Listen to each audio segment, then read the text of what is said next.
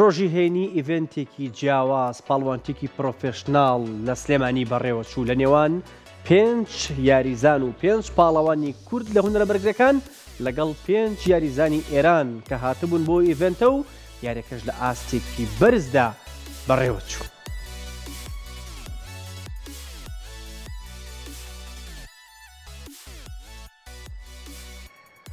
ناوەندی وەرزشی کوردستان لەلایەن تیمی شەڕکەرانی ناو ڕینگ RFL پاڵەوانتێکی پرۆفێشناڵی بۆ چەند ستایلێکی جیاوازی هونەرە بەرگریەکان کردەوە. سەرەتا پاڵەوانی لاو باڵا فاخر و عەلی ڕەزای ئێرانی لە کێشی 42 کیلۆگرامی موایتای بەیەک گەیشتن. دوای یاریێکی ئازبەرز یاریزانە ئێرانەکە بردیەوە. دواتر محەممەد شیروانی کەلاری و تاڕێق قوڕیشی ئێرانی لە کێشی 82 کیلۆگرامی بۆکسێن ڕوبەڕوو بوونەوە. تایدا پاڵەوانە کوردەکە بە بۆکسە بەهێزەکانی بردنەوەی بەدەستهێنا و توانی سەرکەوتنێکی گەورە بەدەست بێنێ.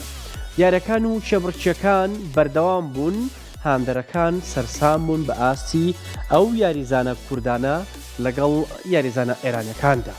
دواتر یاریکی دیکەی گرنگ دەستی پێکرد کە پاڵەوانی موایتای کوردستان و عێراق هۆکار حەکیم توانی ئاستێکی سەرنجڕا کێش پیشان بدات و بە لێدانی یەک لاکەرەوە شکست بە حەسەن ڕەزای ئێرانی بهێنێت.